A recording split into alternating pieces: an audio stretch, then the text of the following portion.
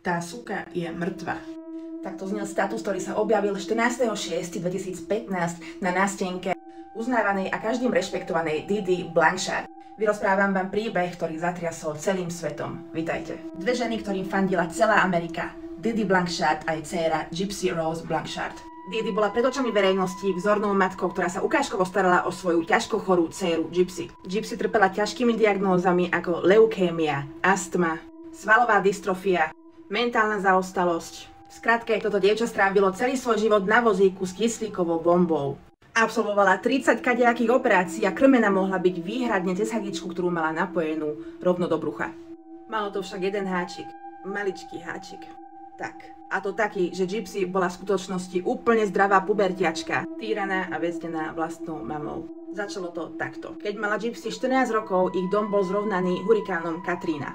Didi využila príležitosť a odsťahovali sa spolu do Springfieldu, kde začali nový život. Každému rozprávala o ich ťažkom osude, o tom, čím všetkým si museli prejsť, aké to má ťažké s Gypsy. A samozrejme o tom, aká je ona vlastne úžasná matka, že stále stojí pri svojej dcére a o tom, ako je Gypsy odkázaná úplne na ňu a na jej dobré srdce. Didi si samozrejme týmto okamžite získala všetkých susedov, celú komunitu. Natoľko bola presvedčivá, že sa spravila charitatívna zbierka, v ktorej im bol postavený a odovzdaný čisto nový dom. Taktiež dostali čisto nové auto. Začali dostávať pozvánky na významné podujatia. Začali sa o nich zaujímať dokonca celebrity, ktoré im posielali šeky s nemalými sumami. Didi bola v manipulácii taká dobrá, že sa jej podarilo presvedčiť lekárov o diagnózach, ktoré dcéra vôbec ani len nemala. Samozrejme, mnohí lekári boli skeptickí a nezdalo sa im to.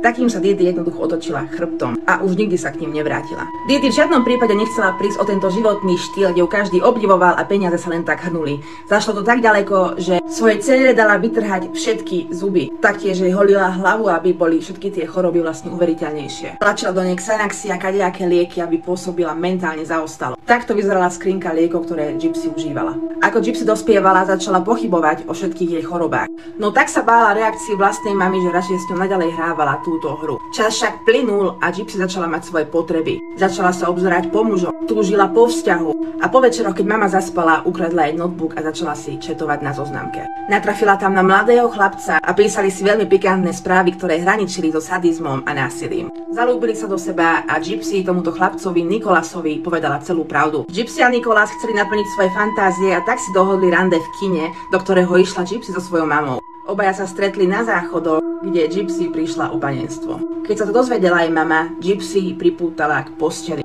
Nedala jej jesť niekoľko dní a bila ju vešiakom. Čo však Didi nevedela je to, že Nicolas, ktorý bol zalúbený do Gypsy, je ťažký schizofrenik. A aby bola konečne Gypsy slobodná, tak naplánovali spoločne vraždu jej mamy. 14. júna 2015, potom ako Didi zaspala, Gypsy pustila dnu Nicolasa do domu. Gypsy sa išla skryť do kúpeľky, lebo nechcela byť pritom. Nicolas vošiel do spálne a Didi spiacu na bruchu surovo dobodal. Potom ako prestala kričať a jej telo ostalo bezvládne, Nicolas chcel súložiť s jej mŕtvým telom. Kvôli jej váhe ním však nevedel manipulovať, tak zavolal do izby Gypsy a mali spolu sex rovno vedľa mŕtvoly.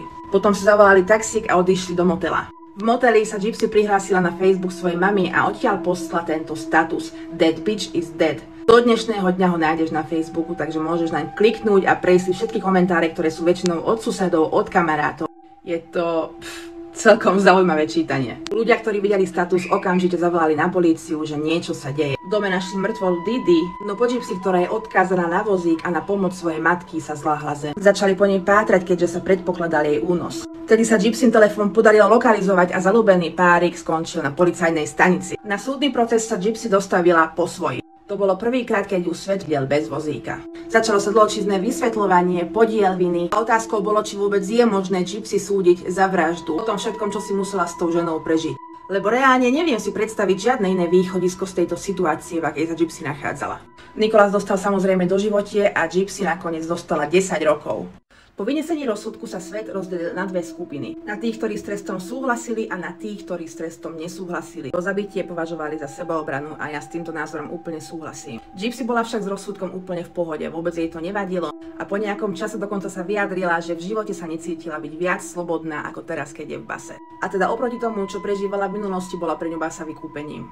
V roku 2026 bude Gypsy opäť slobodná a to sa jej podarilo nájsť aj partnera, ktorý na ňu čaká vonku. No a do ktorej skupiny patríš myslíš ty? Zaslúžila si gypsy väzenie alebo nie? I remember my mom had gave me this little glass house and she said, one day this will be real. And now it finally is.